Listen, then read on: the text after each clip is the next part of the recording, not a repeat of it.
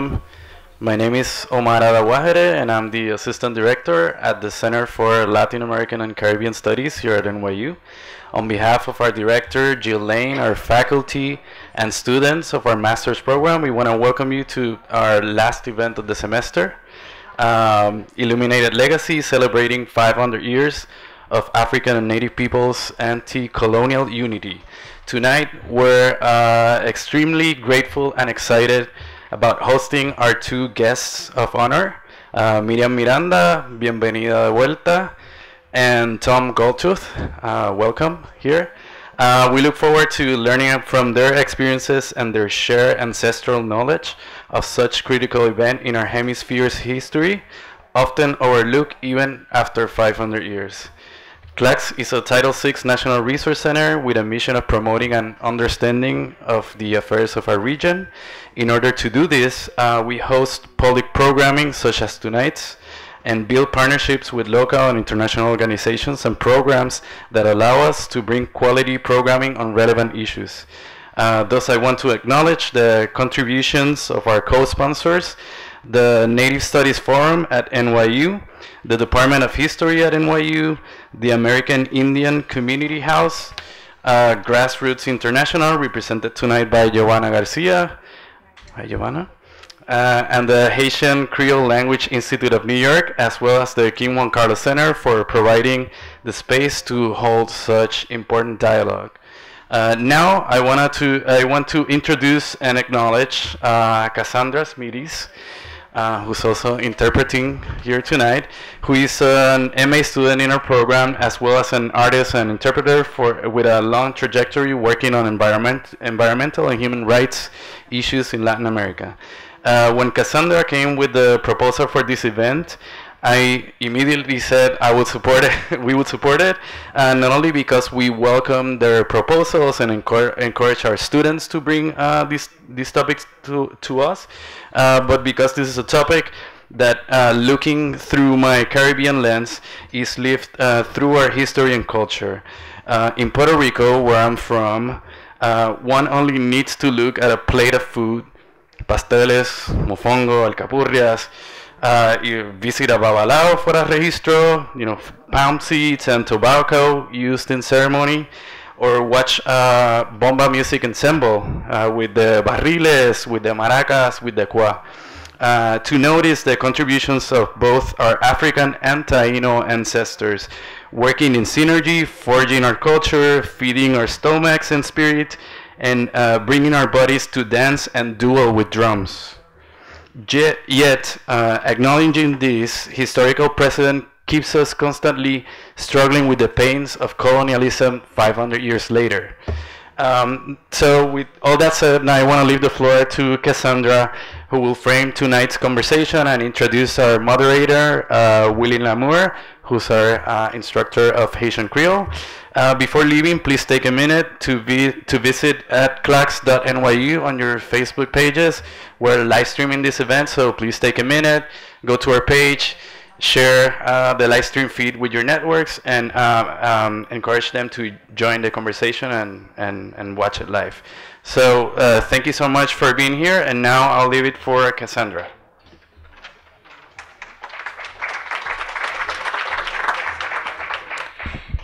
Thank you so much, Omar. Good evening, buenas noches. I would like to begin by acknowledging and thank you the Lenape people in whose territory we are guests tonight as we illuminate the often suppressed, erased, and ignored legacy of Afro-Native anti-colonial unity.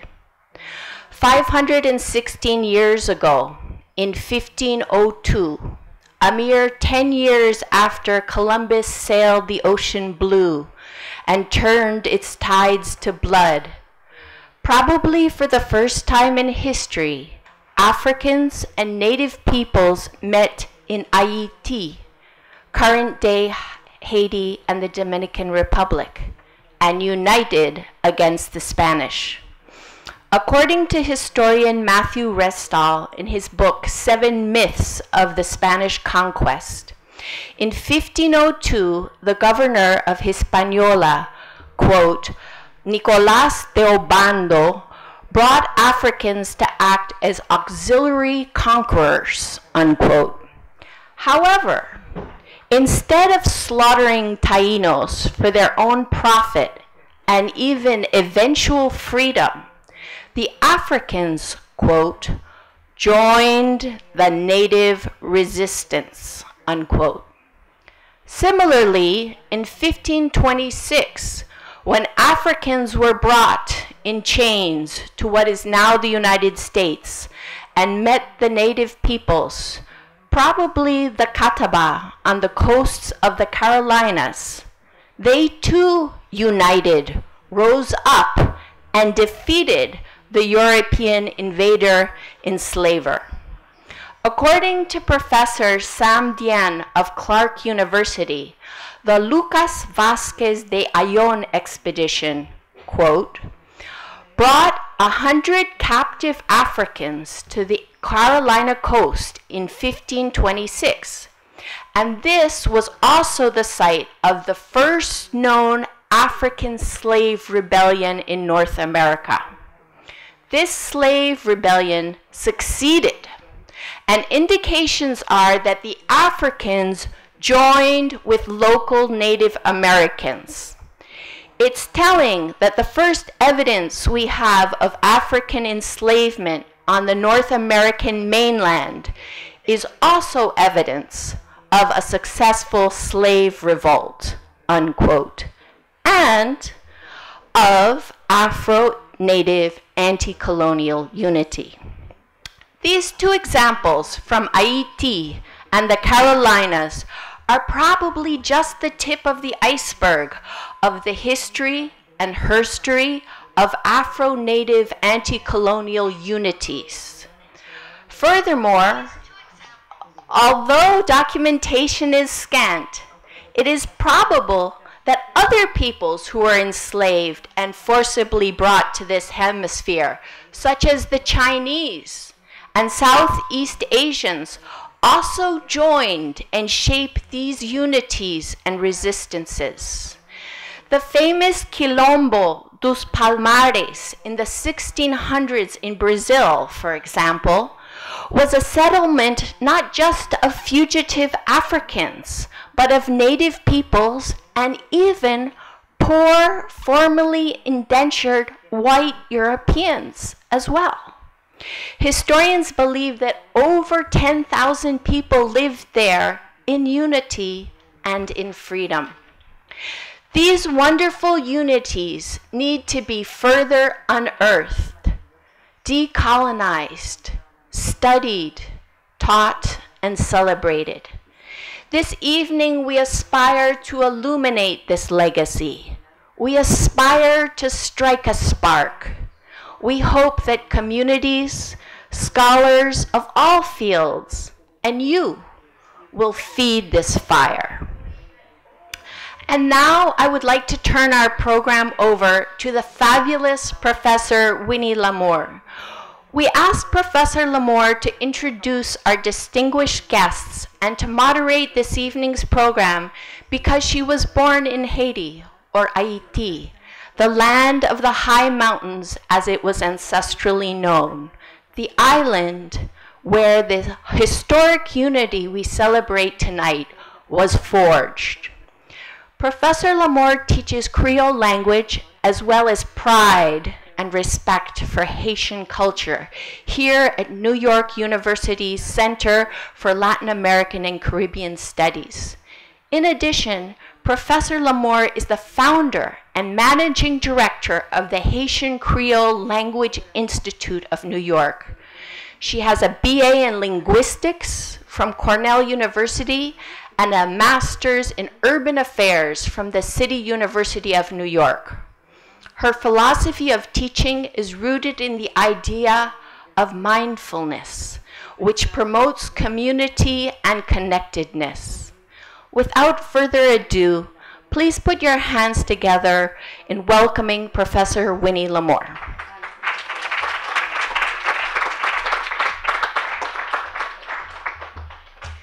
Cassandra, thank you so much for those very kind words. And Omar, thank you for everything that you've done. I'm so honored to be here As a member of the Clocks family, I'm always excited to be witness to such great programming and spaces where we create connections with folks that might not otherwise be able to meet. So I'm really, really happy to be here.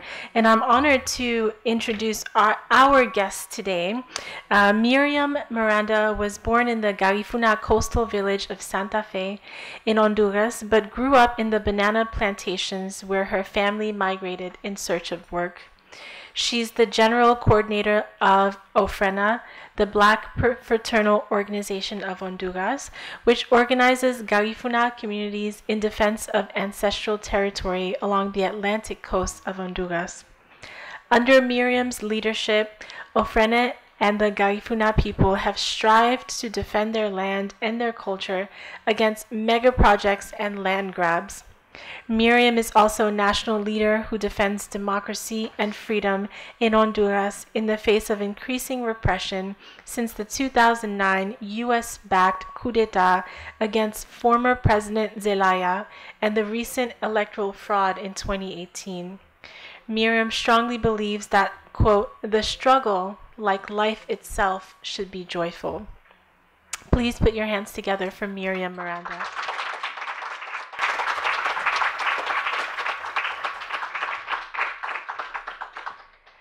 I would also like to introduce Tom Goldtooth. Tom Goldtooth is a Native American environmental, climate, and economic justice activist, speaker, film producer, and indigenous rights leader within the climate and environmental justice and indigenous movement.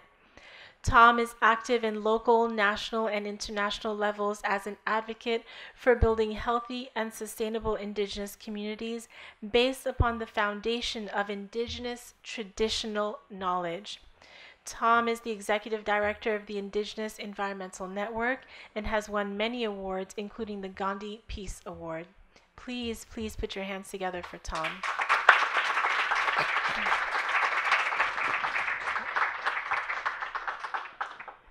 I'm going to invite Miriam to say a few words, followed by Tom, and I'm going to join the audience as I listen to them share their stories with us.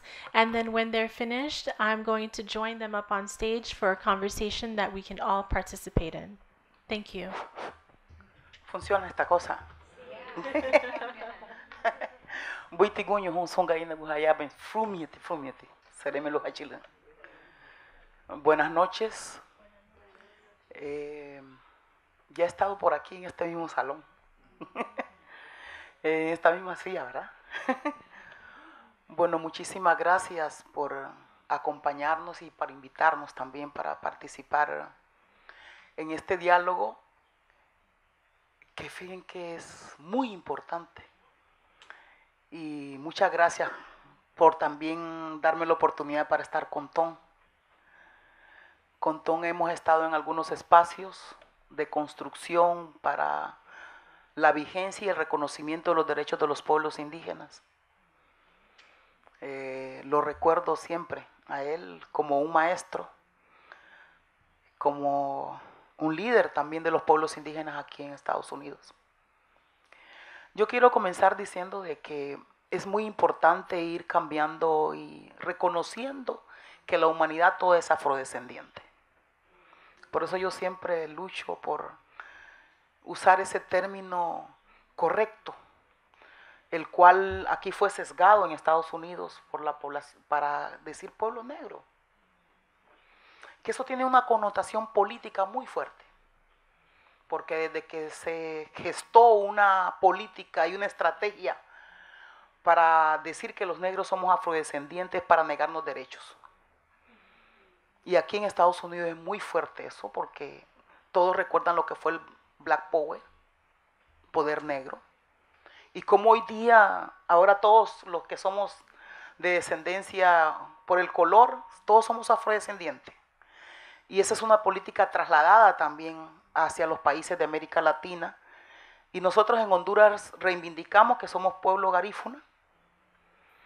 Pero sí hay una gran presión para decir somos afrodescendientes, para negarnos derechos. Y creo que es importante, ahí discúlpenme los que hacen mucha digamos, que han asumido esa palabra y que tiene una connotación política porque aquí fue precisamente refrendada por los organismos internacionales como el Banco Mundial, el FMI, el BID, para negarle derecho a la población negra de América Latina. Decía que es una gran suerte y es una inspiración el encontrarnos hoy porque precisamente el pueblo garífuna es una mezcla de negro con indígena. Y el pueblo garífuna es un pueblo que es un híbrido entre pueblo indígena caribe y arahuaco con negro africano. De tal suerte que sí tenemos el color, ¿verdad? Negra, pero culturalmente somos indígenas.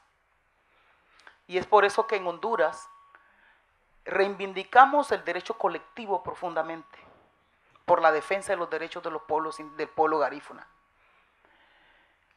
Nosotros tenemos registrados que precisamente por ahí como 1773, cuando se hizo esa fusión, mucho antes, fue en 1600 por ahí, pero hubo una guerra, la primera guerra del Caribe en 1773, hubo una firma de un tratado entre los garífunas y los ingleses. Y los ingleses determinaron que esa fue la primera guerra del Caribe.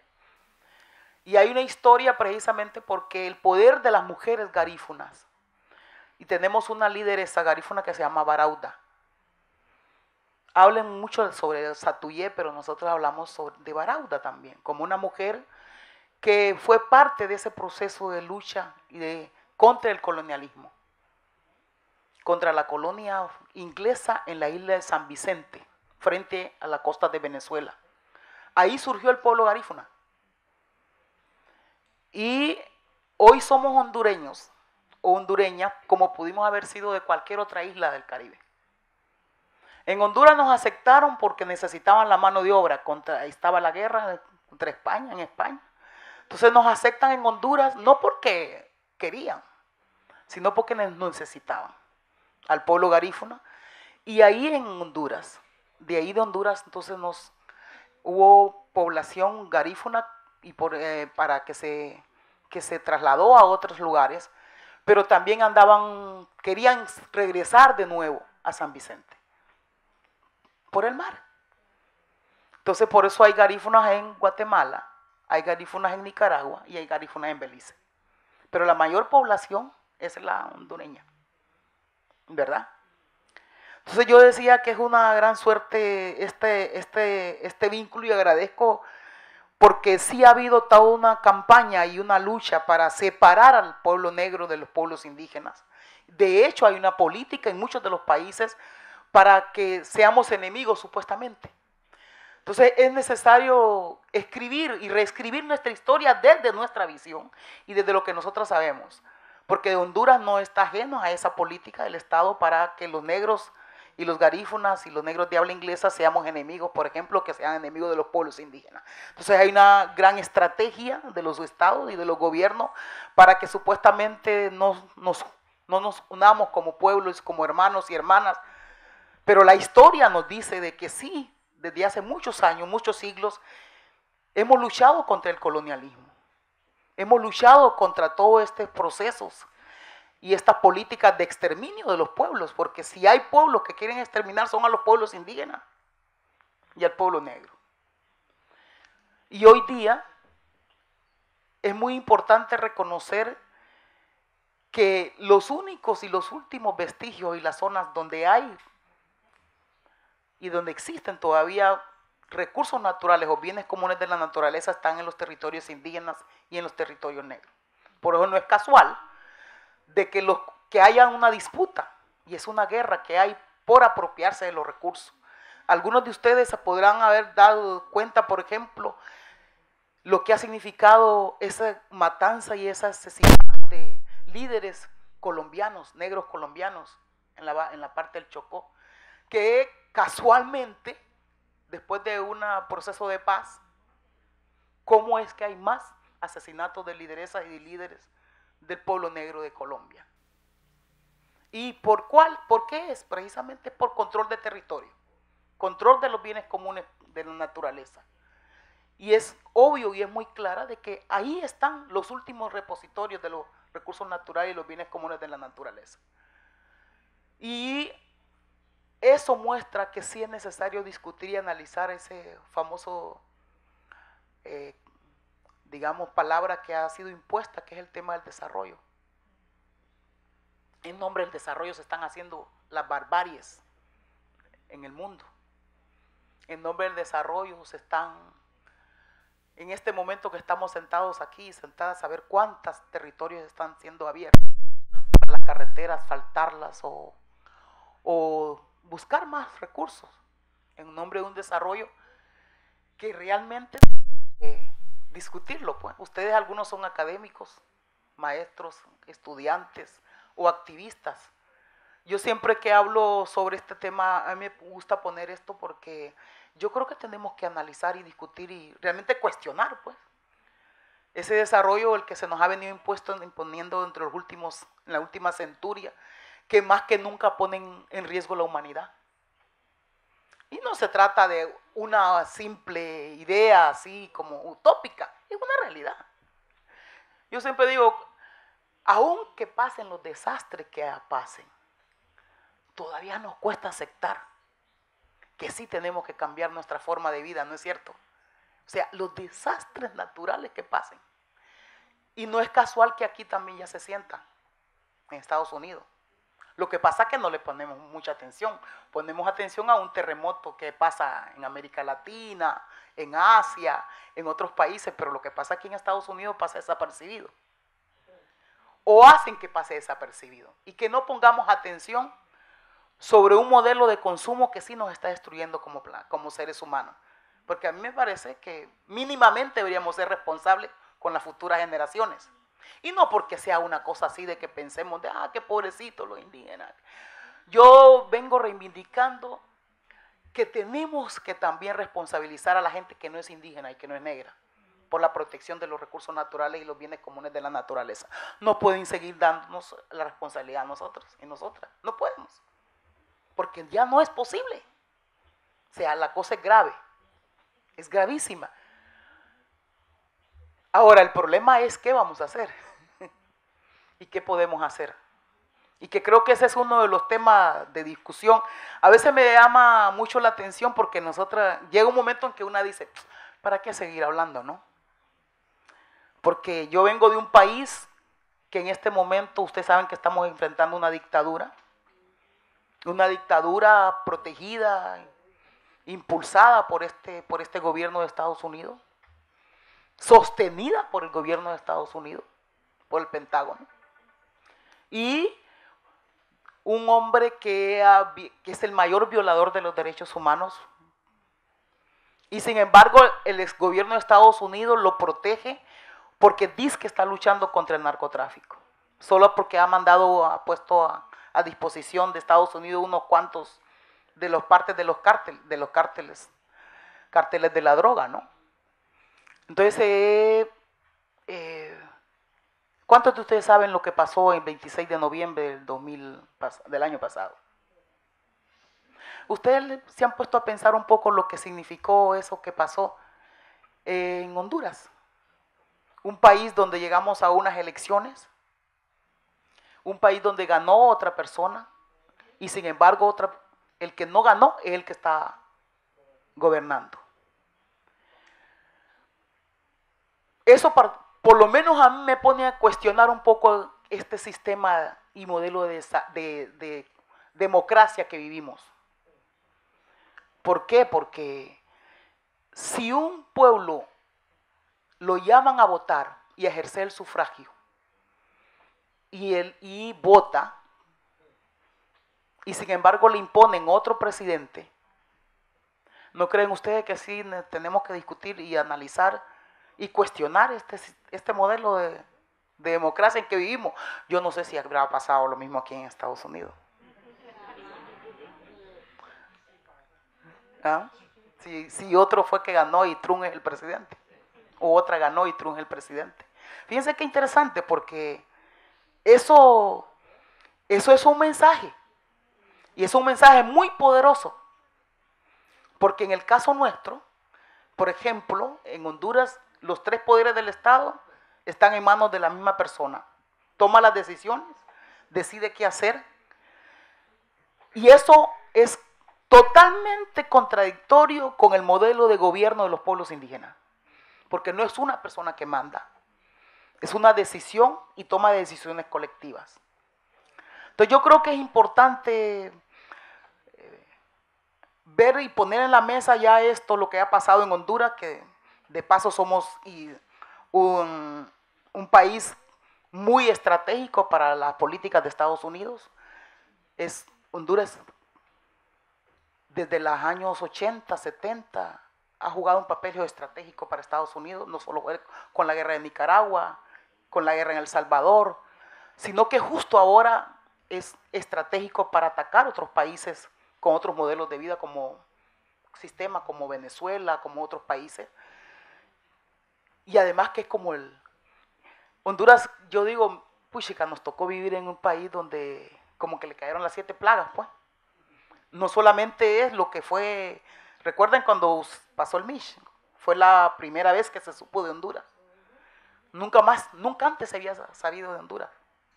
Y ahora lo que está pasando con este tipo de lo que es la política, ¿no? Y cómo hoy nosotros coexistimos en territorios donde estamos en una defensa permanente.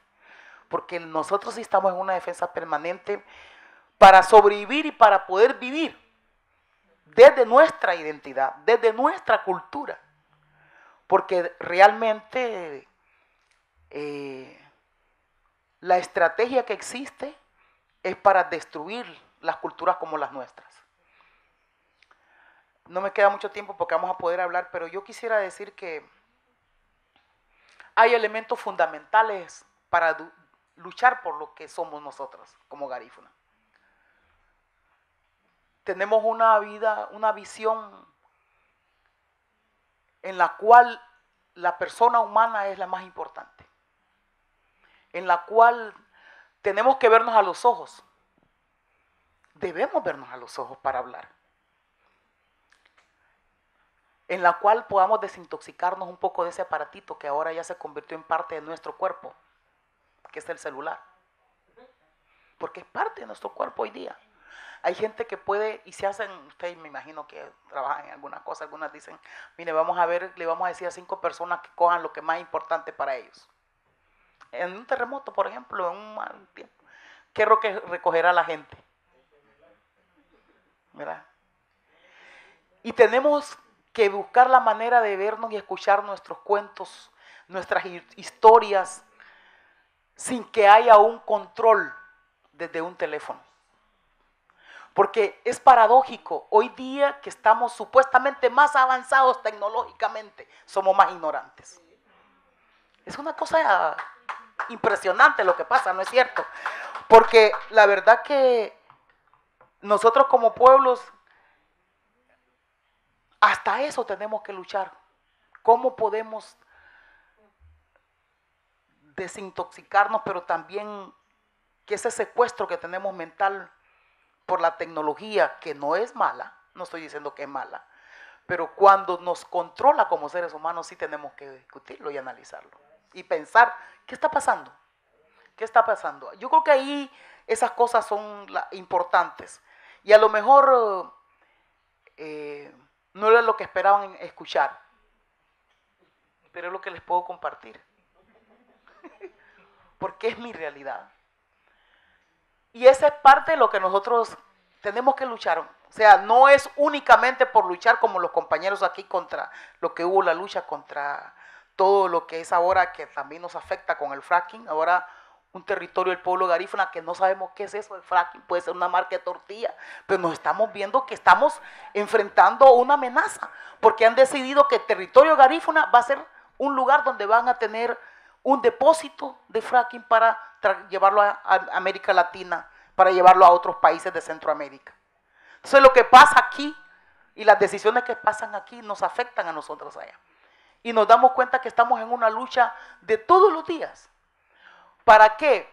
Para coexistir y para existir y tener derecho para decir no. Porque yo creo que una de las cosas más importantes es que se nos pregunte qué queremos. Es importante eso. Aquí en Estados Unidos no le preguntan a la gente qué quiere. Con una cultura de entretenimiento horrible. La gente muy poco se da cuenta de lo que está pasando a su alrededor. Y creo que tenemos que humanizarnos. Eso es importante. Y la lucha por la defensa de los recursos, por la defensa de todos los bienes comunes de la naturaleza, es una lucha por la sobrevivencia de la humanidad. No es otra lucha por otra cosa. Y yo creo que sí tenemos que hacerlo todos y todas, desde el espacio donde estemos. No es necesario que se trasladen a Vallecito, por ejemplo, que es el lugar donde más nosotros. Pero sí es importante que actuemos con responsabilidad para las futuras generaciones. Yo creo que esto que yo estoy diciendo, alguna gente dirá, mira, esa persona no sabe lo que dice. Pero la vida me ha enseñado que sí. Que necesitamos juntarnos un poquito, juntar la mente, el accionar y ver qué podemos hacer. Yo creo que seríamos demasiado irresponsables no pensar que las futuras generaciones necesitan aire limpio, necesitan que podamos comer alimentos sanos, por lo menos alimentos sanos y no la marca verde como venden aquí, ¿va? Que ahorita la moda es marca verde y que dicen que es la ¿cómo le llaman aquí? ¿Comida qué? Orgánica. Esa es la marca verde y es la más cara, por supuesto, porque es negocio, todo es negocio. Entonces yo creo que es importante que reflexionemos un poco sobre eso. Y pues como pueblos negros, como pueblos indígenas, vamos a seguir en esa lucha contra el colonialismo, la lucha por la defensa de nuestros recursos, de nuestros bienes comunes de la naturaleza, porque creo yo sinceramente que es un deber nuestro y es una responsabilidad. Vamos a seguir platicando un poquito más. Muchas gracias.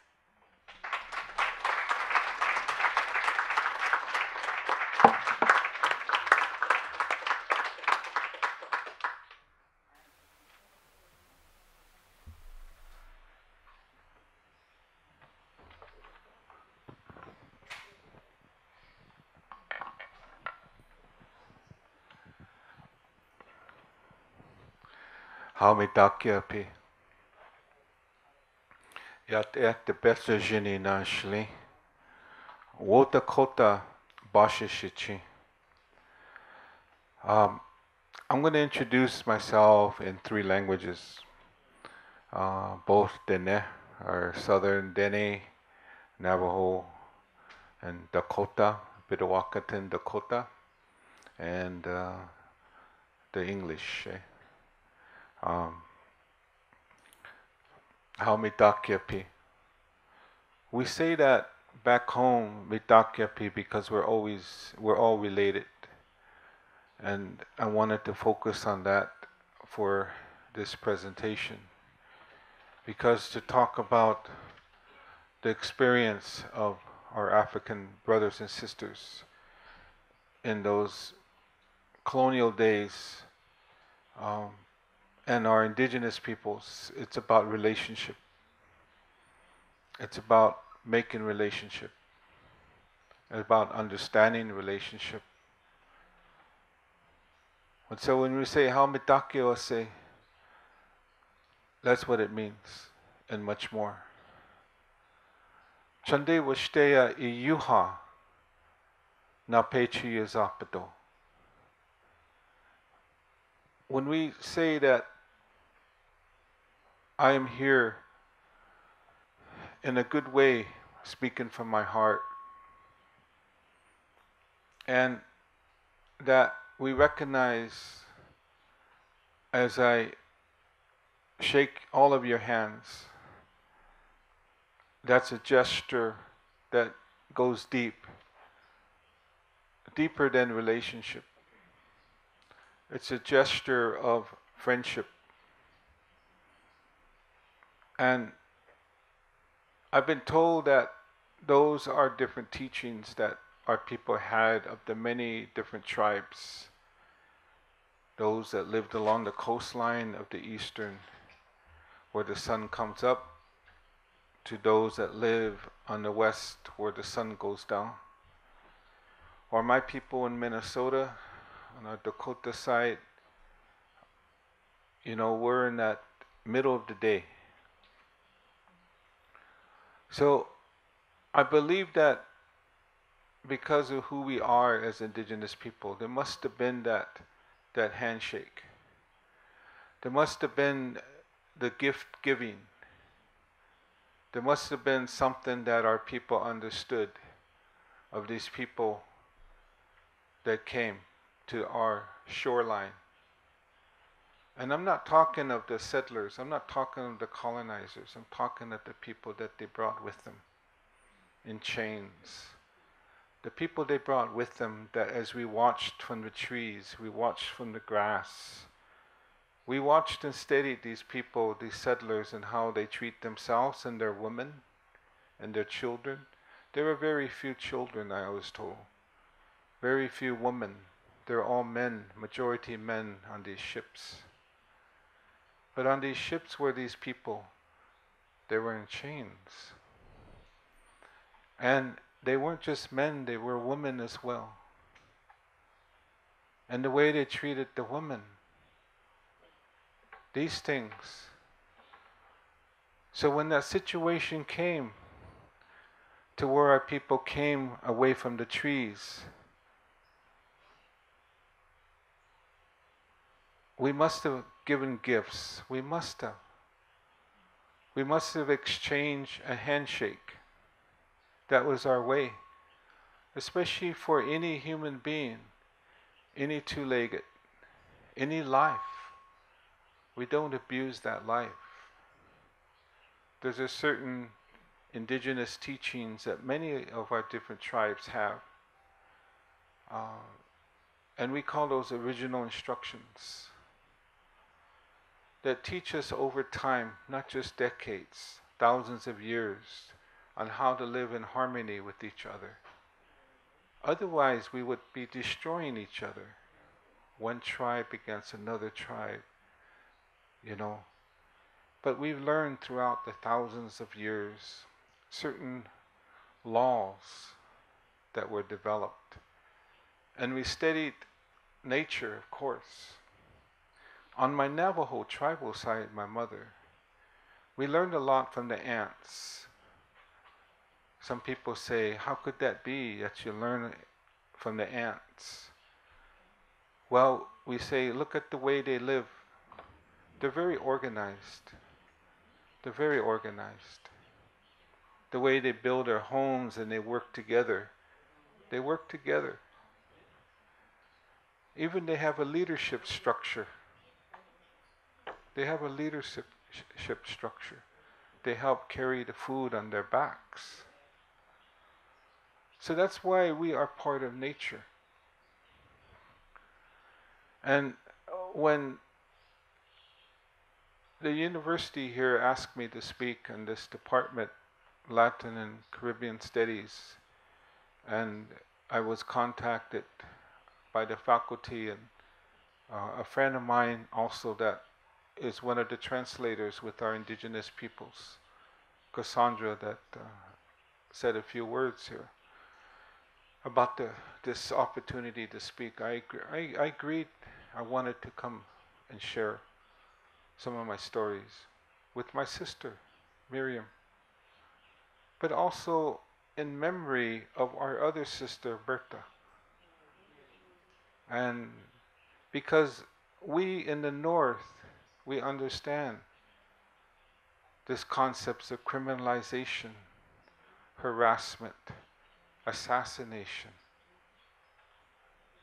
And I was at Standing Rock, and we witnessed what you saw on the TV and more. And it's about this pipeline, not just this pipeline that you read about of fracking, frack oil. You mentioned frack. This is frack oil. And people don't know what kind of oil is flowing through that pipeline. It's frack, hydrofracking of the oil shale, of the Bakken oil shale. And it's already done its contamination at the tail of the snake and that snake is going south. But it's not just a pipeline. It's a pipeline of criminalization. It's a pipeline of imprisonment. Especially imprisonment of the indigenous thought, indigenous thinking, indigenous resistance. It's about our identity that has been taken from us, just like the identity has been taken away from the African people. It's about the concepts of colonization, yes. What is colonization? The colonizer and the colonizer's mindset, what is that? What happens when that colonizer mindset comes to a populated area where people have already living there and occupy it, whether it's the Aboriginal people of Australia, whether it's in New Zealand, the Maori people, I was just in New Zealand, or whether it's the Adivasis of India, changing a town, a city that was called by the colonizers Bombay.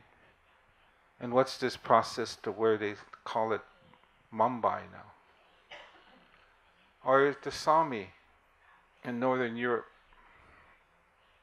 who are still defending their identity and don't have a land base like the American Indian and Alaska Natives have a land base. But the government recognizes them as Sami. They're still fighting for their land. So these are things that I think about, this concept of colonization. So what kind of system is this? Now we have neoliberalism. Now we have the descendants of the colonizers. Even this president now is a descendant of the colonizers. And Miriam mentioned these other concepts, and some people say, Tom, don't mention that big C word, capitalism. Another thing, as I go into the UN system, another word they say, don't mention the G word, genocide. And there's many different levels of this. There's ecocide, terroricide. What is this concept then that has taken our identity? This identity so that it affects our mind. So that somehow this terminology that has come out from those, maybe a sociologist, that studies the phenomenon of people whose land has been taken, occupation. What comes with that as far as a symptom? We have learned to internalize the way of the oppressor, internalized oppression. We have lateral oppression as it gets implemented on the community level, so that we become our worst enemy. We fight against each other. So how does that impact of that process of colonization taken of our identity and our language? Why is it that the studies I read is that somehow in that process they take our language. They've forbidden us from speaking our language. The same with our brothers and sisters from Africa. Something told them, don't speak your language. So the kids don't speak the language. And the kids don't speak the language. Same way up here in the north. Many of our indigenous peoples don't speak the language. Policies of the US government. Relocations, we have a population of American Indians here in Brooklyn, here in New York City, that came here, one-way ticket. Not many people know that. It was a policy of the US government in the 1950s. We were costing them too much money back on the reservation. Let's assimilate them. Let's acculturate the American Indian. Let's make him like the white man. So we have a population here. Los Angeles, San Francisco, Seattle, Dallas, Fort Worth, Denver, Cleveland, Chicago, all these city centers, third, fourth generation now.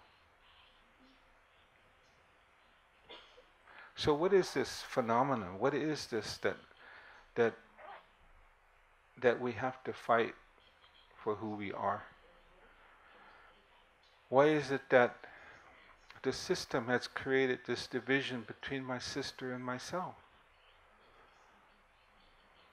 Somehow, the same way that the white man is afraid of the African,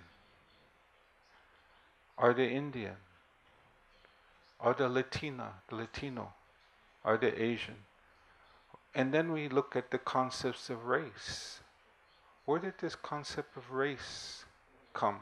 Maybe some of you have studied the concept of race. Race as a factor of colonization. Somehow race emerged during those colonial days here. Again, pitting people against each other, especially those that are of color. I've been to Africa many times. And I come to Africa with the view from the shore of North America, from Turtle Island. You know, I come as an indigenous man. I was in Kimberley 1 year. Kimberley, I was flying into Kimberley on a little plane.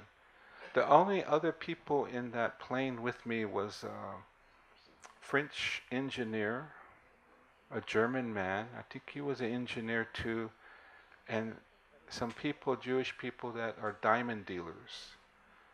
And we were coming in to Kimberley, we banked and I saw a big hole like this table, but that was where I was at, that was the size of the hole in the Mother Earth. And I was meeting some people later that told me of the atrocities that they experienced working in the diamond mines. The women are raped. There is no rights.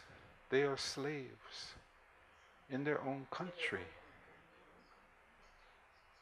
And so the concept of slavery, these people that were in chains, scars, sores, because constant breaking of skin, the ocean, the sea, the air, the salt. It must have hurt, the salt. So I think about those things. And I think about the experience of our own people. We lost millions of people in the North America, in battles, but also biological impacts. So there's definitely a sensitivity to this, of how we need to come back to our identity and confront slavery as well, and all the concepts of slavery. So I was asking myself when I got up at 3 o'clock this morning from northern Minnesota. It's where I live, at the headwaters of the Mississippi River. And there's a little airport in a place called Bemidji, and that's where Paul Bunyan, the settlers built this statue, tall logger man with suspenders, and he's a logger. He represents the devastation of our forests, eh? And the blue ox is standing right next to him. The blue ox, big giant ox. So that symbolizes some of the things that I'm talking about. And so I got up early and I was thinking, what am I going to talk about? And please tell me when my time is up, someone, because I will abuse it. 5 more minutes, okay. So I said, what am I going to talk about? So this concept of slavery, concept of that something came here as occupiers that somehow they had a different understanding than what I'm talking about. Mitakeawase. But from Minnesota, I did meet some descendants of farmers from Europe. And they still know when to plant the seed according to the moon cycle. They know when the water rises in the Mother Earth and when to put the fence post in. So somewhere is woven in the memory of the European man is a tribal memory as well. But this concept of race, I was still a dirty redskin, when we stood up at Standing Rock, criminalization, especially of our women. Some are still defending themselves from going to prison right now. It's still an issue. Same with this issue. I have a sister in Sapara, in the Amazon of Ecuador, and she has death threats because she's standing up in defense of her people's rights. Berta was standing up in defense of the rights of the water and the forests, nature, her people. I worry about our people who are standing up and speaking up. I worry about that, especially now. The signs that things are going on. Slavery.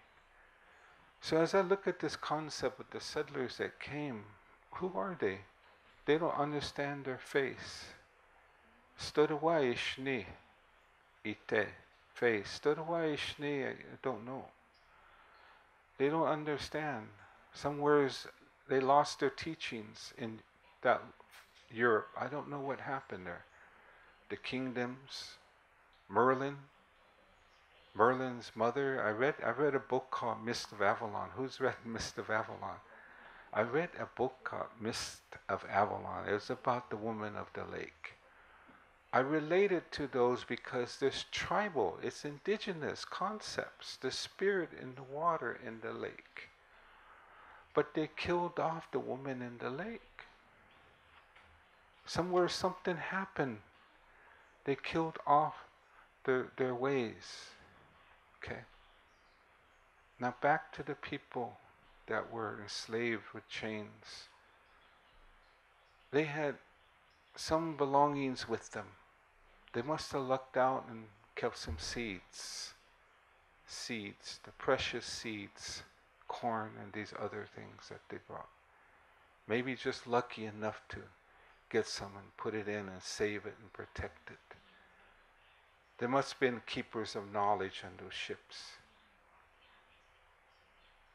And they had a certain way of relationship to the land.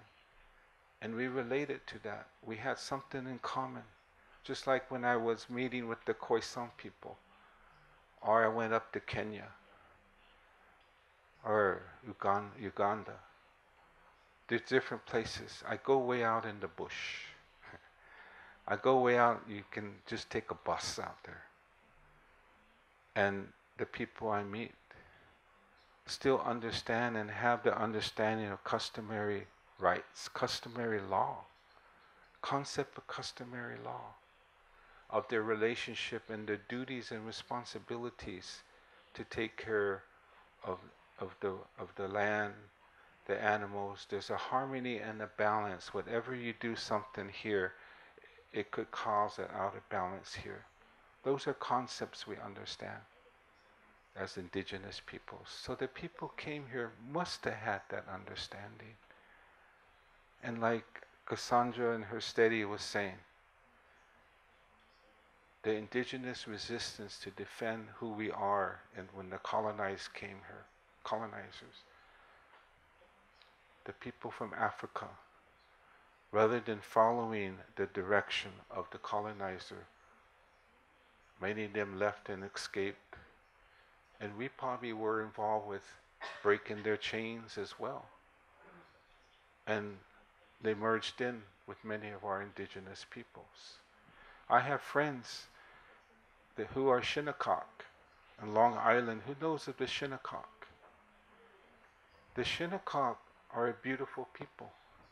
They are a mixture of African and indigenous. I have some more friends and relatives. The Wampanoag, right this side of Boston. Who knows some Wampanoag? They also are a mixture. Yeah. The Seminole. In fact, there's a Seminole group in Mexico. They were asked to take care of some Seminole land in this complex treaty time and politics between Mexico and U.S. They're still living there, fulfilling their responsibility. That whole southeast of the United States, the bloodline is there, the songs are there, the blending and coming together. I recognize that. Again, but you have to break away from this internalized oppression, because in Indian country, white is right. It's one of those weird conundrums. White is right. You know, internalized oppression. You internalize the way of the oppressor. You love white ways, but also you hate white ways. People want to be like the white man. Okay? It's deep. And how do you undo that? So this thing, my final comment is that we have to undo our own ways that conditioned us, our assimilation, acculturation, to where, like the white man, is racist against the African. Or some of our people have the same attitude because we've been conditioned. So that's where the liberation allows us to build equity and alignment. I have to say that. I have a friend, she understands when I say building equity and alignment.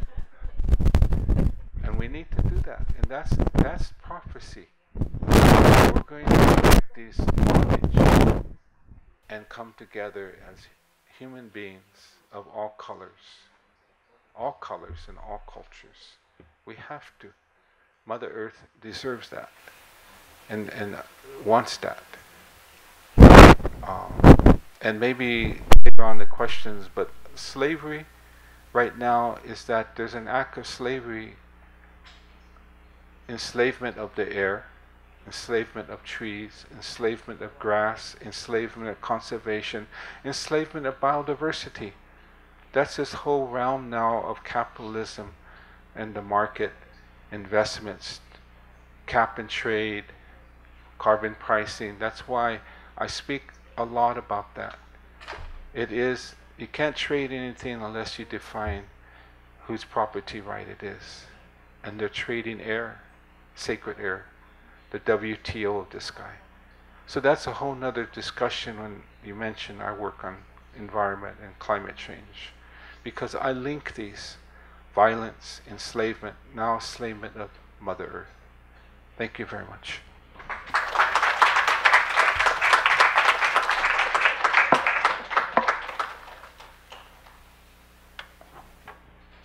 Thank you. Thank you, Miriam. Thank you, Tom, for you gave us a lot, a lot to think about. And I'd like to ask you a few questions before I open up the questions to the audience.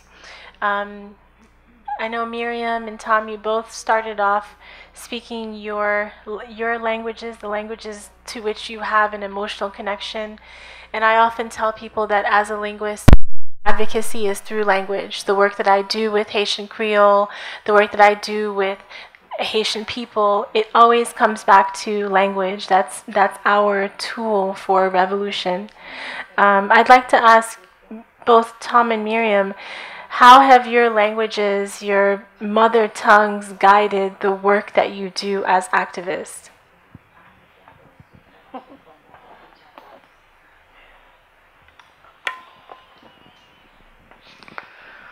Bueno, yo creo de que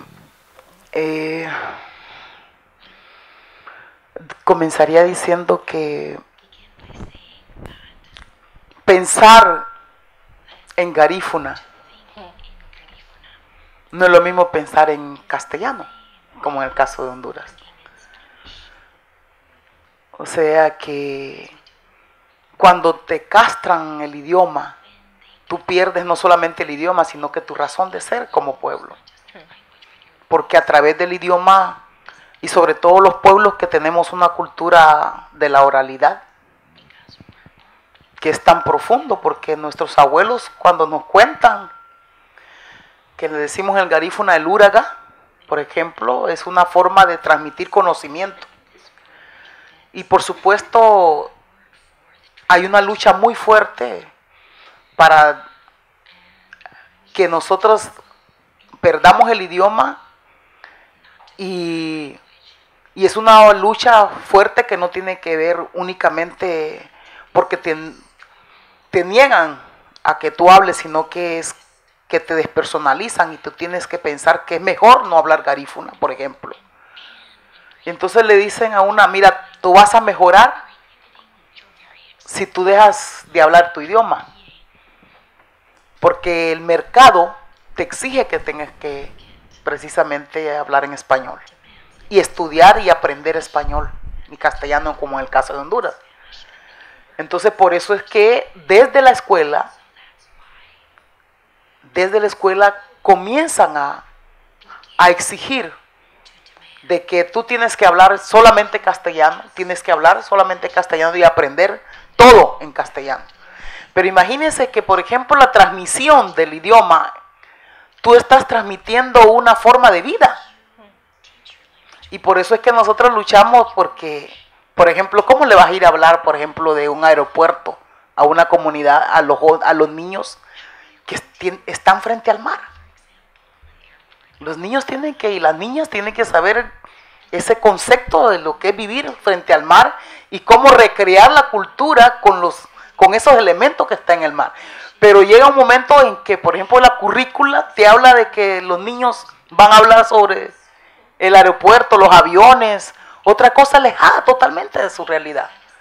Entonces yo creo que este tema del idioma es tan profundo porque inclusive para transmitir conocimiento sobre la medicina propia, la medicina que hoy día hay una gran campaña de la industria farmacéutica contra la medicina natural o las plantas medicinales, que es mucho más barata y cura de verdad.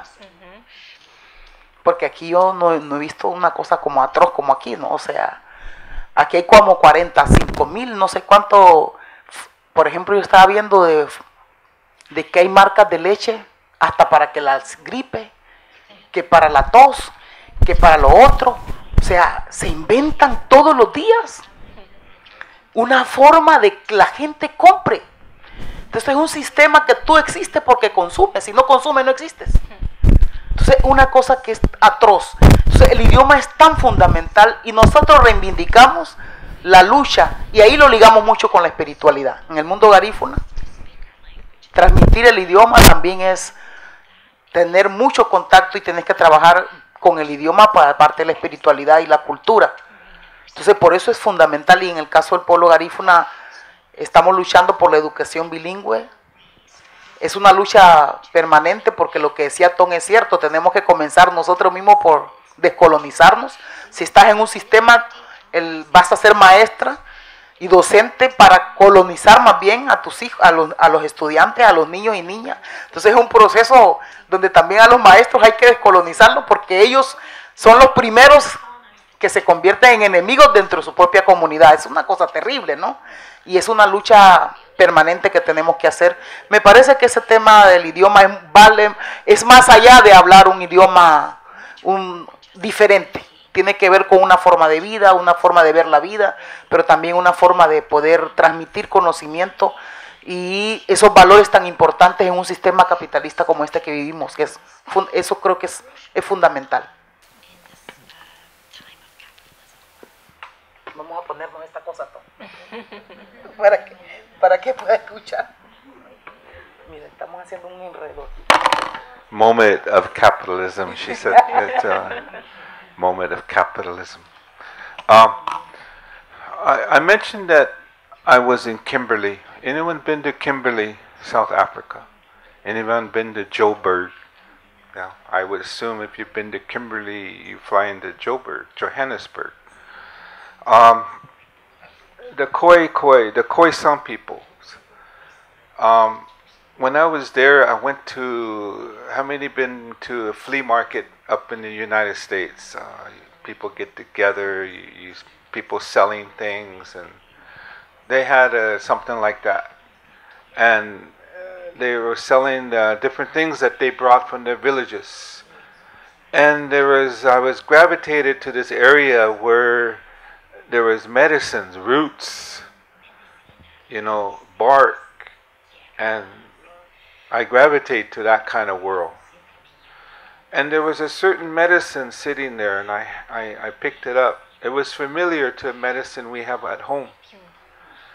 And this medicine we have in the Great Lakes, we call Sinkpe Tawote. Say that. Sinkpe Tawote. Tawote, wote is food, tawote, ta is his food. Tawote, his food. Sinkpe is the muskrat. The Sinkpe tawote. And so this is the muskrat food.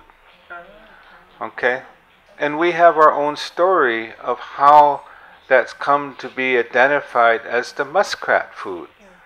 This bitter root that we use for medicine. It comes in a kind of like, you might call it a swampy area.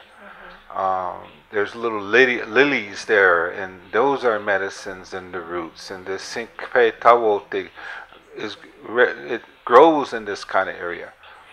So I saw this look like Sinkpe tawote on the table, but it's a little bit bigger. The nature of Johannesburg and that ecosystem was different than the nature in the Great Lakes and the prairie lands. And I remember the oral history that's talked about in language of a time in the beginning when the thunders were so powerful that the whole land shook. And I was in Johannesburg before this experience, and the whole building shook. And I thought it was an earthquake. And it wasn't the thunders, it was springtime. The thunders were so powerful that it shook the earth and the building itself. And this was a Holiday Inn. It was in a new town that they were building, not in Johannesburg, but Sandton. And there's a history. Why are they building this impounded, fenced-in capitalist city? Okay, and it was a climate meeting. That was that. So that whole building shook. So here I was, and I asked the translator if I can bite into a sample, and they say, "Yeah, go ahead." So and it was the same tasting, but a little bit stronger. So something about the spirit of this region and the area was interesting to me. But the language is important because that's our identification to the environment. My final comment. How many people saw on the TV or were even at Standing Rocks, North Dakota? How many people were there? There's a word that came out of Standing Rock. Mini Wachoni. Say mini Wachoni. Mini. What does that mean? Water's life. I've been told by some grannies I can speak to this. Anyone know the concepts of that word mini Wachoni, water is life? Real quick, since we don't have time, rather than the full version like the Haudenosaunee do the opening, they do a whole version. Then we ask them, do the short version because we got a conference. That's a tease for some of you understand what I'm talking about. So rather than going to the breadth of the whole story of Miniwachoni, it's connect that word, a lot of the language, whether it's Navajo, whether it's Dene, or whether it's Dakota, a lot of the words you cannot translate. My grandpa was a holy man. Bitaga Yuhamani, Bitaga Yuhamani, Bitaga is coals, Yuha holes, Bitaga Yuhamani, Mani he walks with the coals, was a vision. He had to carry coals in his hand. He was a doctor. He was a holy man. He had to do that 7 times in his life. And there's a deeper meaning in that. Bitaga Yuhamani. Miniwachoni. It talks about our relationship to our woman. It's about our relationship to the Unchimaka, grandmother earth, Ina Maka, mother earth. The female. So when the mother is ready to give birth, her water, she passes water, It's a sign. So somewhere long time ago, there must be some deep thinkers or something. Miniwachoni is the water of life. It's that time when life is coming to the people, coming to the village. A time of celebration, a holy and sacred time. A place where you respect the creative female principle of our woman. Our role as men. The role of the Two-Spirit. All this coming together in that word Miniwachoni, the water of life. That's part of what that is. In protection of the Missouri River. In case that pipeline breaks right then or in the future, because we know the engineering technology, every pipeline is going to eventually break. The integrity of the lining system. So, water is life. Teaches about our relationship to water. That was the success of that campaign. Throughout the world, Miniwachoni now is said. I was in Brasilia, in Brazil. Chief Raoni, who's a friend of mine with the yellow sun feathers. He's the one that has the little wooden in his lower lip. Chief Raoni with the kaya pole. He was there. But one of the grandchildren, he said, Miniwachoni. And doesn't speak English, Lakota, Dakota, Nakota, Miniwachoni. Yeah. Same way in New Zealand, when I was there, someone said Miniwachoni. But hopefully that's a prophecy, though, where people are learning their responsibilities in relationship to the sacred. Yeah, thank you. Thank you. Miriam, when you were speaking earlier, you mentioned something about elementos fundamentales. And Tom, you also talked at length about internalized oppression. Okay, I want to talk a little bit about connecting those two ideas. Tell me, both of you, what were some of the fundamental elements that helped you break the mental chains of your internalized oppression? Because I know as activists, there's a journey to where you are today. I know that we're all socialized to think in certain ways. So we all, even as activists ourselves, are constantly working to undo some of the ways in which we were taught to think and feel about ourselves and our people and our community, however small. Can you talk to me and the audience about what were some of those fundamental elements that helped you break the mental chains of your internalized oppression? That was a long question. I have to tell you why I asked, because I myself am at the start of what I know is a long journey as an activist, as a language advocate. And part of the work that I do is fixing me, turning right side up the ways in which I've been upside down for so long. So I ask, as someone who's at your feet wanting to learn and asking what were some of the lessons that drove you to where you are today?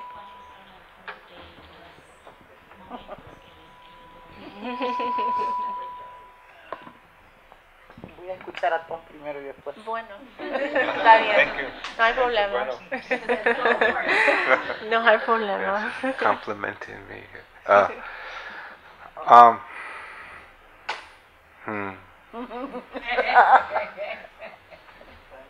It's been life has been a long journey. There's a part that I don't talk about much, but it's been a difficult journey. And I mentioned this grandfather, Pitaka Yuhamane. He taught a lot to me about the journey of life, the humility of life, the humbleness of who you are. He said one time, you are just a public servant. And I have an older brother back in Minnesota at the Chanshaya Bay Tongwe, Lower Sioux Reservation, place where they paint the trees red, Chanshaya Bay. Older brother, and this is part of that humility and humbleness. He says, with caring, love, and the other men there were some of them from Sisseton and Flanju and Prairie Island. They're all sitting there, kind of uncles. And he said, Tom, you may be somebody out there, but you ain't shit here. I just love that. But I wanted to say that about the journey is that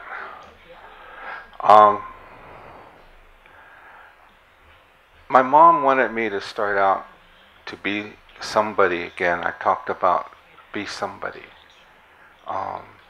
And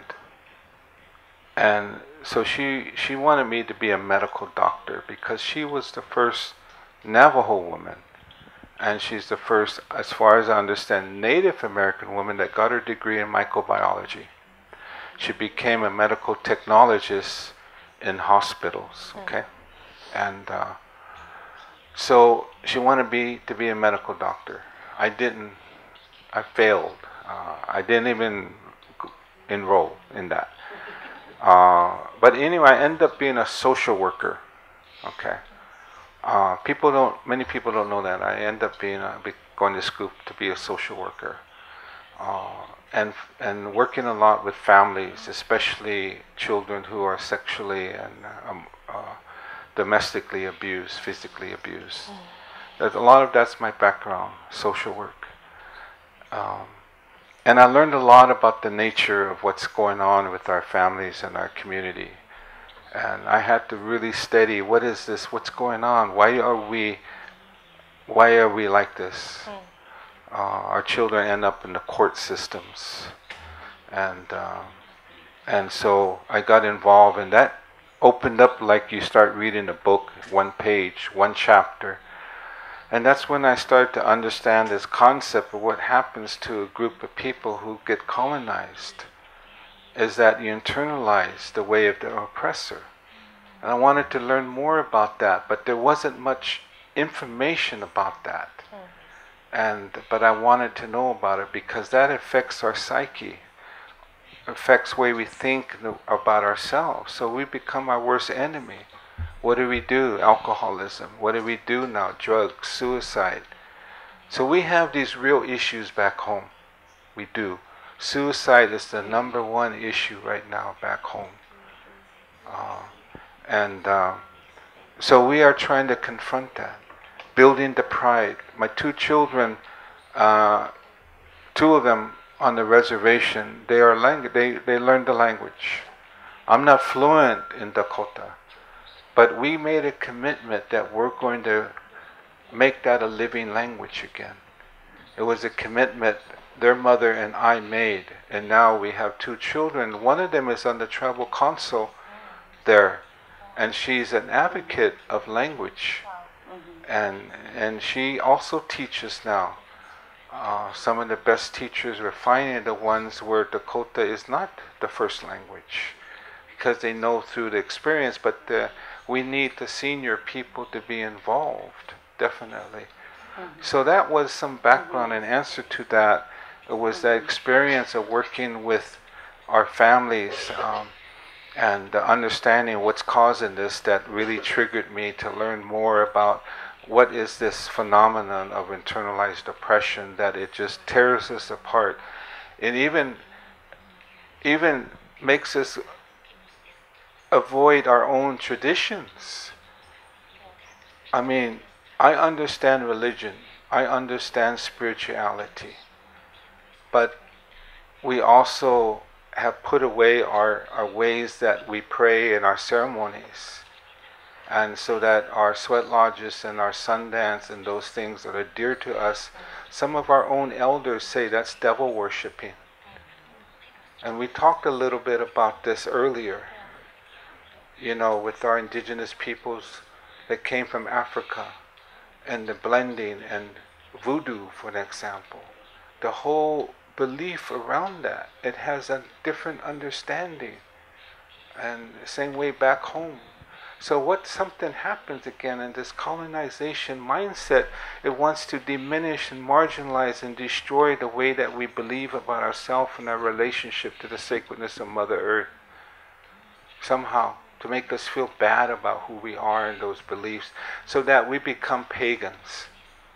A book by Steve Newcomb, a friend of mine, Pagans in the Promised Land, talks about this, the doctrines of discovery. Thank you.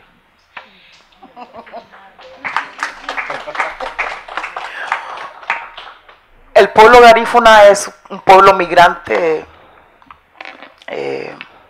mucha migración interna y externa. También aquí en Estados Unidos saben que hay bastante gente garífuna, ¿no? Sobre todo aquí en Nueva York. Y mis padres migraron internamente de la comunidad donde yo nací hacia la Campo Bananero.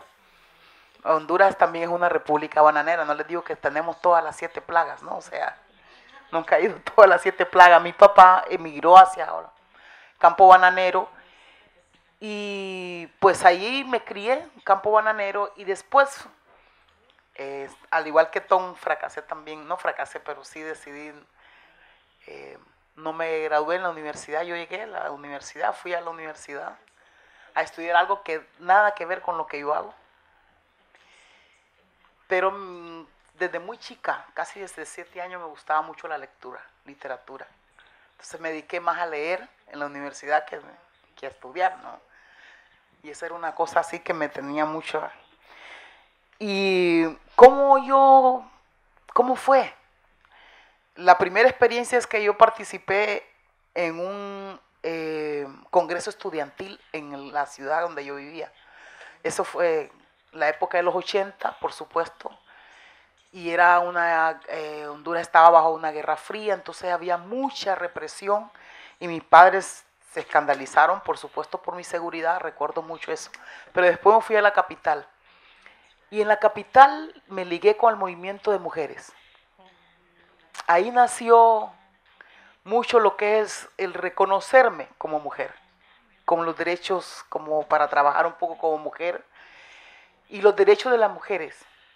Mire, curiosamente, ¿no? O sea, me fui, y una de las cosas increíbles es que para mí era impresionante que aún todavía hoy día, en Tegucigalpa, hay colonias y barrios enteros donde no hay agua. Y la mujer tiene que buscar, como con una cubeta de agua, sobrevivir. Y siempre la mujer.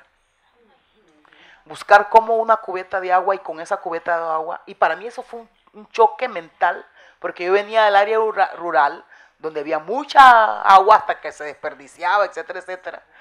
Entonces ahí como que fui viendo la vida de otra manera, ¿no? O sea, en la capital era una cosa horrible. Y yo trabajaba con mujeres en una organización que se llama popularmente en Honduras, le dicen Las Chonas. Ahí fue donde Visitación Padilla. Inicié un proceso de reconocerme, el trabajo con las mujeres, pero todavía como que no estaba muy metida en el movimiento social. pero después me fui ligando, y mucho con el movimiento indígena a nivel nacional e internacional.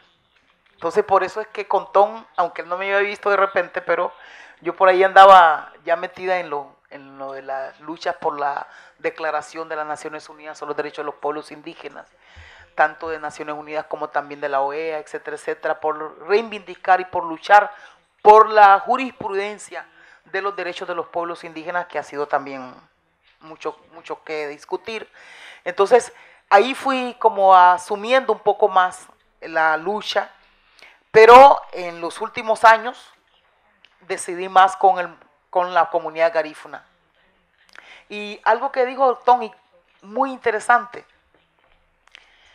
y eso lo hemos podido ver y como experiencia, cuando tú como activista, defensora de derechos humanos, aprendes el idioma después de como una segunda lengua, no como la primera, hay como unos valores que tú encuentras ahí en la defensa del idioma, y que no como alguien que habla de garífuna toda la vida, por ejemplo, que ha hablado garífuna toda la vida.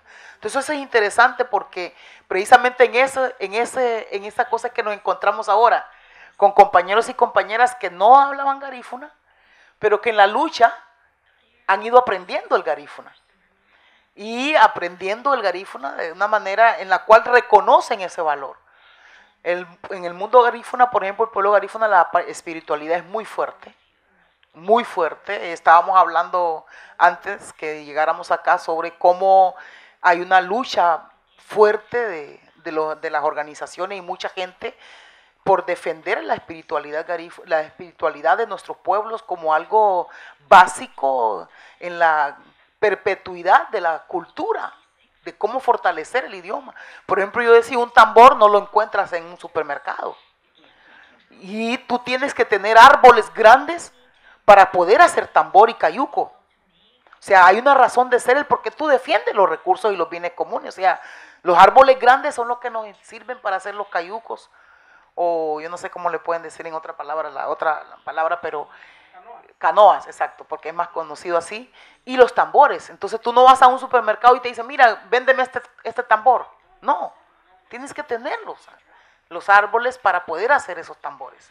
Entonces, el tema de la defensa de los territorios y los recursos está muy ligado a la protección y la conservación de los recursos, de la cultura y de la identidad de los pueblos, porque ahí lo recreamos. Por ejemplo, para hacer nuestra ceremonia necesitamos una casa grande, una casa especial, y necesitamos los materiales para hacer esa casa, que no los vas a comprar en el supermercado. Tienes que ir al bosque, tienes que ir a recoger esos materiales. Entonces, en la medida que tú pierdes esos, tú vas a perder algo tan elemental y tan vital como es la cultura y la identidad. Entonces, es tan importante los territorios, tan importante los recursos naturales para la defensa para la conservación y la protección de la cultura, que para nosotros eso es una cosa básica, pues. Y yo creo que esa es una de las cosas que hace que nosotras podamos y sigamos luchando por eso. Yo me siento muy tocada por lo que decía Tom en cuanto a cómo, por ejemplo, en el caso del pueblo garífuna también hay algunas palabras que no tienen traducción en el español. ¿Verdad? Y a veces uno le pregunta y le dicen, es que es como incluso poético, tú tienes que explicarlo para ver qué quiere decir, porque no hay una traducción literal. Es una forma, por eso es que es una forma de vida y de concepción de la vida. Entonces hay unas palabras que no, y a veces la gente juega y dice, hay una palabra que se dice hasiti. La garífuna que está aquí sabe a qué me refiero. Y le dicen, ¿qué significa? Traducí, ¿cómo traduciría hasiti? Entonces la gente empieza a decir, como pensando en español, y dice, no puede ser tal cosa, puede ser. No, no es así. Y así empezamos. Entonces, el idioma es lindo por eso, porque muestra cosas. Muestra cosas. Yo creo que eso es una cosa que es importante, ¿no? Wow. So much. Both of what Tom and Miriam said have really hit home for me, particularly with the work that I do here. I think constantly about what it means to be part of the Haitian diaspora, because I identify as Haitian, but I don't live in Haiti. I know that part of my advocacy has to involve more direct work with the people of Haiti. I mean, I travel, I go visit my family, and I do what I think I can do now. But part of the journey has to be placing myself in uncomfortable situations, learning about what's happening in spaces that I'm not currently part of, really exposing myself to the difficulties that exist, getting in the dirt, getting in the dirt, and I, I think constantly of that. I think constantly of that. Great. So I'm not going to bore you anymore with my questions. I'm going to open up to the audience, and we do have interpreters, so you can ask your question in English, in Spanish, in Garifuna, in Creole, in Dakota, in any language that you're comfortable speaking. I see one question here on the left-hand side. We have a mic floating around. Thank you. I would like to thank you both for such beautiful expressions of knowledge. I also want to ask Tom, I'm working on a project where environmentalists who are white are revered and considered sacred almost because they speak about wilderness and they speak about nature in such a beautiful way, but it's not tied to culture. Meanwhile, some African American environmentalists are not considered in the same way, or Native Americans either. So how did this happen, or what's happened that even though African Americans and Native Americans have grown up in the land, but yet in literature and in everything else, it's almost like you're not sacred, they are. Yeah, this issue was one of the big issues that came together in 1991 when people of color, African American, Latino, Asian American, and Native American, our indigenous peoples, we came together in Washington, D.C., and it was the first people of color leadership forum on environmental justice. And we talked about this because we found that there's racism within the environmental movement. And that there's, at that time and to a large degree now, there's a lot of push for building toxic landfills on people of color land and native territories, including extractive industry, toxic polluting facilities. It seems like we get dumped on.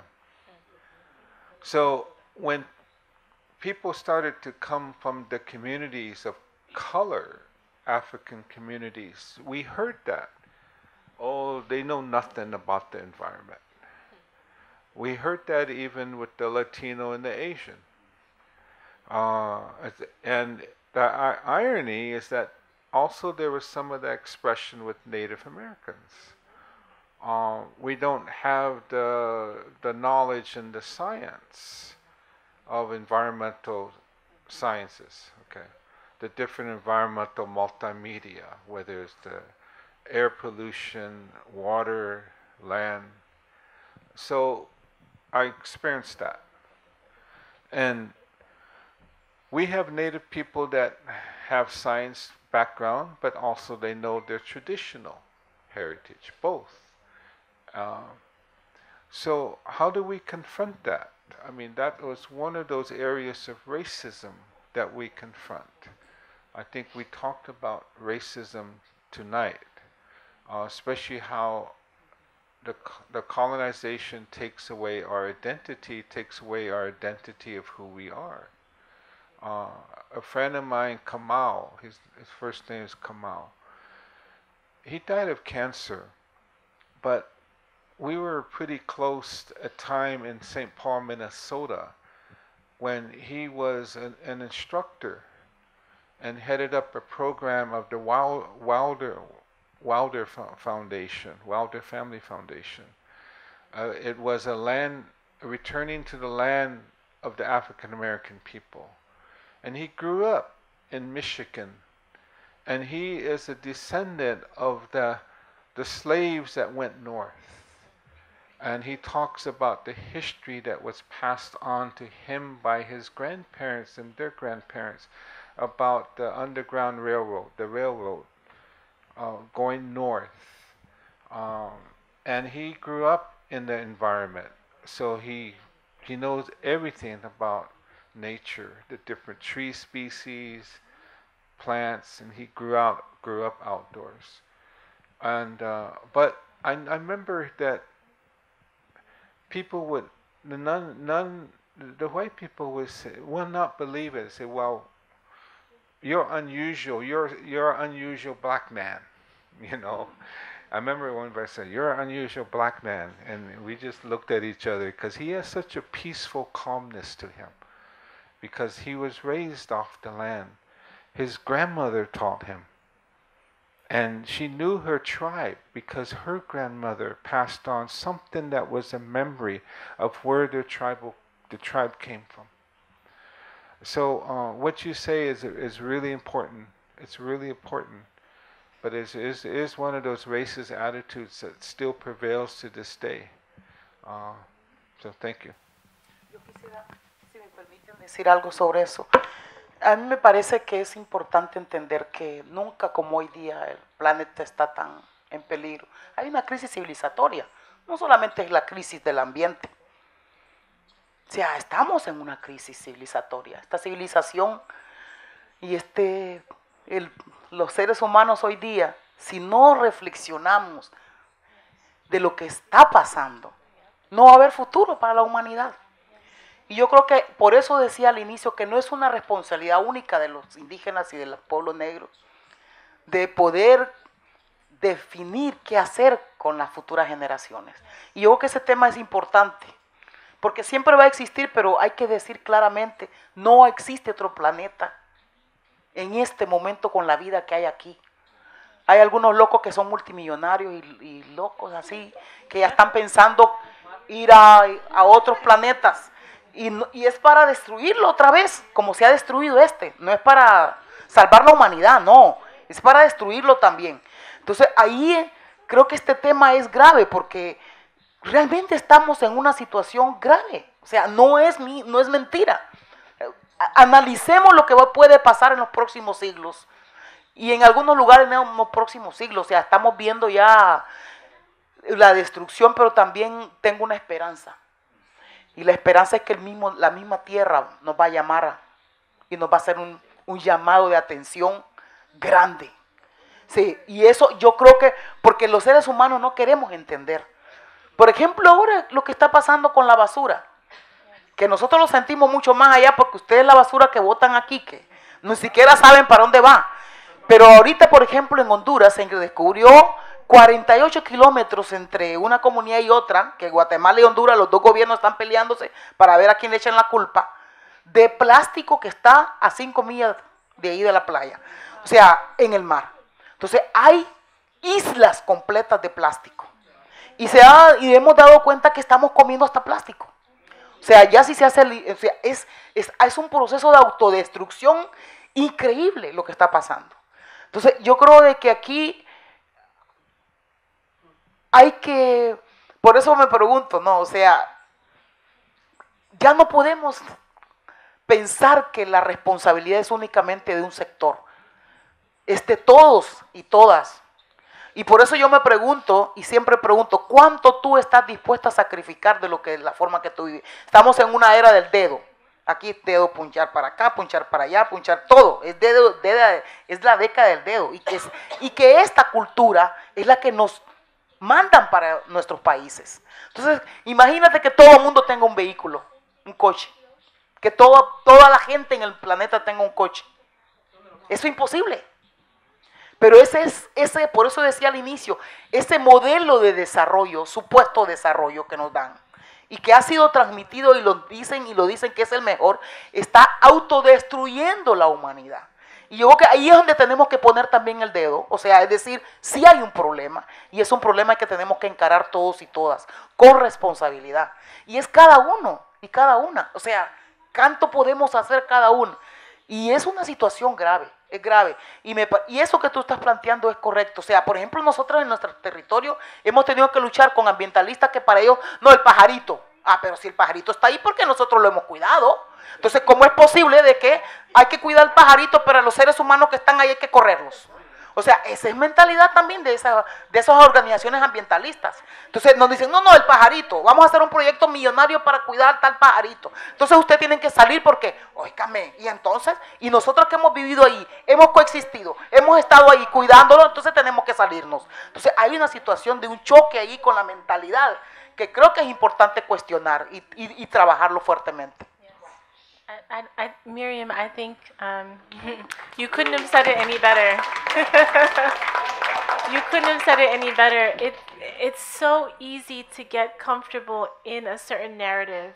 And I think that the narrative of black people not being tied to the land, it's so funny when you hear people say, "Oh, no, that's a strange concept," when we actually physically worked this land. You know, it's almost like, well, how did that idea even come around? And that's part of some of the shifts I've had to do with myself too, because I mean, I'm not far from farming. My grandfather was a farmer in Haiti.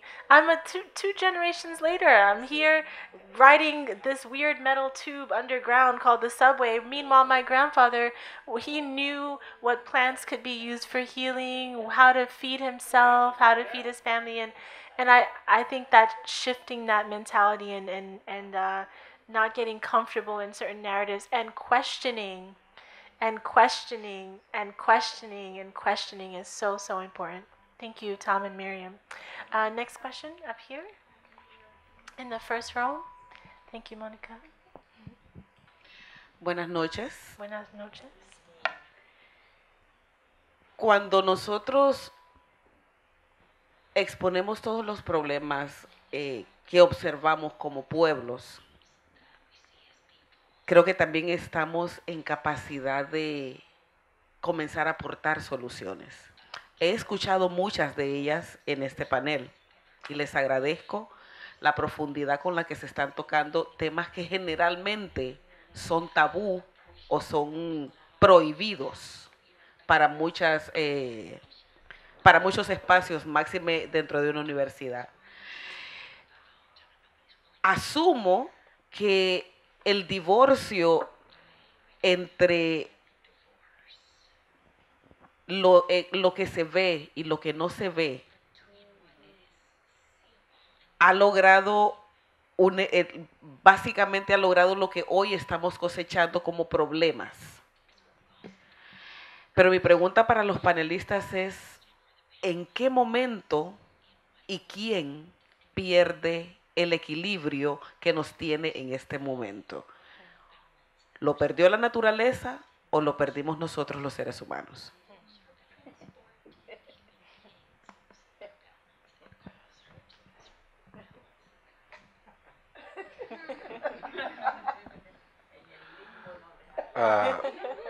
It's an excellent question.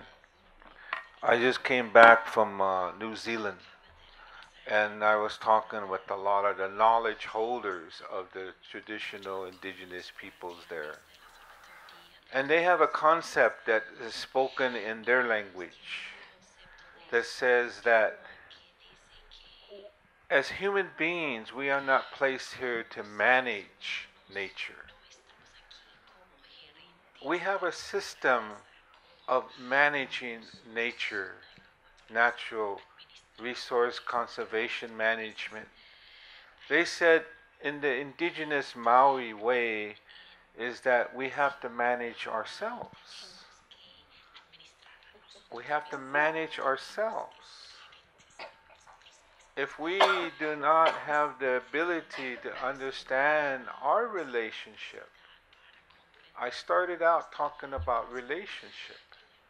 If we don't know what our relationship is to the Unchimaka, the grandmother earth, if we don't know what our relationship is to Mini Wachoni, the water of life, if we don't know what our relationship is as we lift up the dirt, the soil, as a farmer does, if we don't know our relationship to the seed, the precious seed, that also is crying out that it has inherent rights.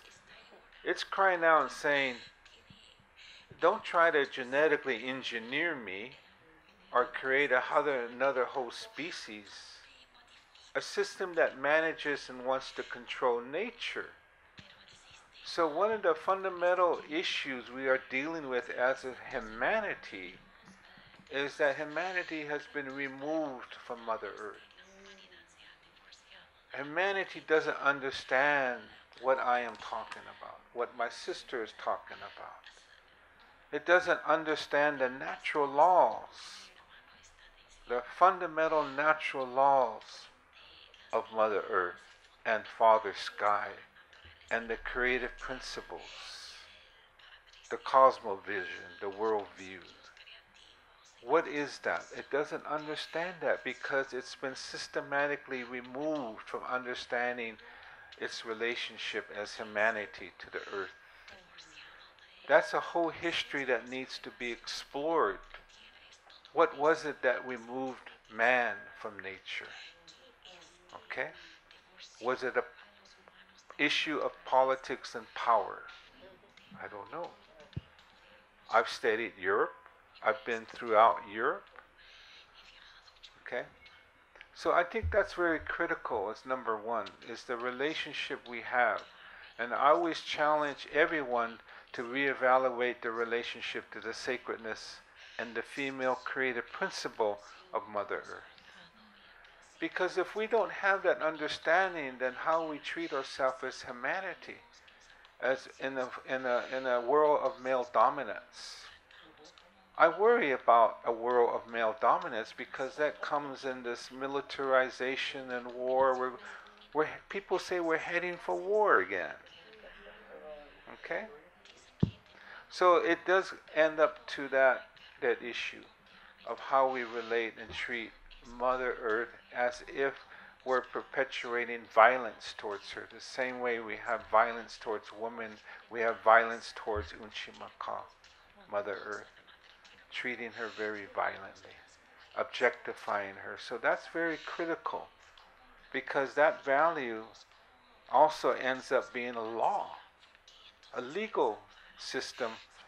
And if we looked at the concepts of dominion, we got to look at the concept of dominion.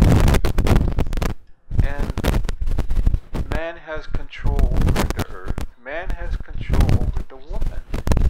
Dominion. Okay? We got to study that. Because now we're dealing with property rights. When they came here to this country, they had these surveyors that went out and they surveyed every little spot. There's a little concrete pad. They surveyed every spot in the United States with the conquest to around property rights, land claims. So no longer we owned our own land. We had, they took the land. Property rights regimes. The third thing, climate. I'm worried about climate. It is chaos, it is crisis. The bathtub of the air, the bathtub of the sky is overflowing with too much carbon. Some scientists told me in Johannesburg at the UN climate meeting, we need 4 planet Earths full of trees to even think about offsetting all the carbon dioxide that still is coming. 4 planet Earths. So if we think about planting trees, look at the little label on the trees in Manhattan. It's a carbon offset. People don't know where that money comes from It's a trading system that allows the polluter to continue to pollute. And our brothers and sisters, Berta knew about this. We talked about this once. Reducing emissions from deforestation and degradation, RED. We've been part of a campaign to expose this lie. And we have little stickers with the red and a mark through it. It was so effective. Now, in the UN negotiations, they don't use that term as much as they want to. They use forest management now. They use resource integrity, investments. Michael Bloomberg and Jerry Brown in California are having a global meeting in September. Global Climate Action Summit. It's nothing about carbon market. It's nothing about carbon. It's nothing to do about real solutions. It's not about cutting back on hydrofracking. It's not about cutting back on fossil fuels. It's about a system that allows the polluter to continue to pollute. They can buy carbon credits, little pieces of paper. Carbon credits buy the air, the carbon in the trees in the Amazon. And they buy it's pretty cheap. So that you ask Chevron in Richmond, California, how come you continue to pollute, which is killing people, respiratory illnesses there? They say, well, you don't understand. We have neutralized our carbon.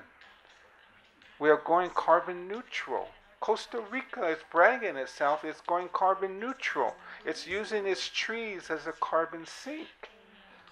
In this scam, it's a Ponzi scam. So this is very critical because it's part of capitalism, climate capitalism.